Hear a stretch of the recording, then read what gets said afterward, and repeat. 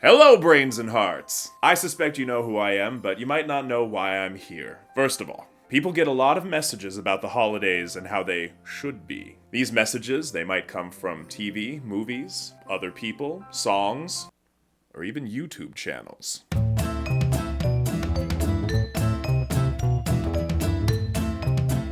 We get the idea that if things don't happen exactly like we expect, then we're doing them wrong. And we should feel guilty. No!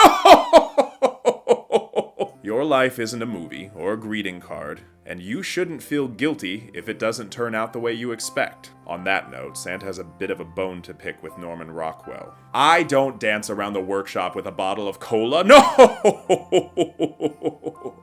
Santa likes macchiatos and panforte.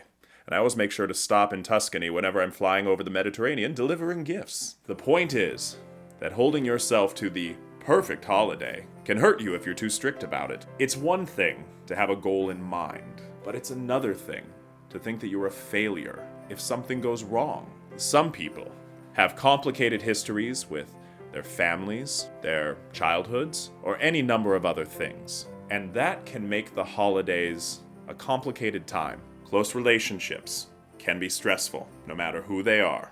I love Mrs. Claus. I know she loves me. The elves are all wonderful, but we don't always get along. We're the only people in the North Pole, and we're there all the time, except for our twice-a-year workshop vacation to We sometimes get on each other's nerves, and that's okay because we always work things out, and I know we will. Santa's friends at Take This, a spectacular mental health organization, and all of whom are on Santa's nice list, tell him that there's no one way you should feel. Emotions are tricky, and none of them are wrong. But for some people, the stress around their biological families is just too much, and it's unhealthy. One amazing resource is our chosen families. Our chosen families are the ones who accept us and love us for who we are. These might be your biological family. They might not be. Reaching out to them with a quick text or phone call can be an amazing source of support. So can being around them. Some of the best people on Santa's nice list choose to spend their holidays around their chosen families. Another tip is to decide ahead of time how much time you're going to spend at holiday gatherings. You don't have to spend the whole time, no! It's okay to spend an hour or two and then say goodbye. And underestimate your limits. It's always better to have extra energy than wear yourself out. And Santa has never been to a party where it wasn't okay to step out for a few minutes to find a little peace or quiet.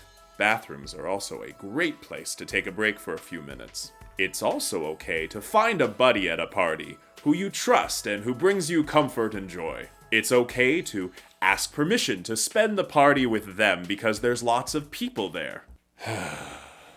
And peopling is hard sometimes. If a person wants to talk about something that you don't want to talk about, it's okay to say, no, I don't want to talk about that. Or, better yet, give them the topic you would like to talk about. Politics is boring. Have you seen that TV show The Good Place? It's all about who's been naughty and who's been nice.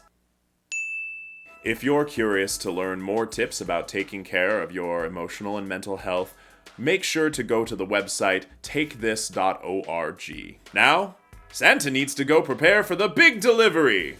Thank you to the very special brains and hearts that make this channel possible. You'll have something special in your stocking this year. Now, help me give Jessica the present she asked for.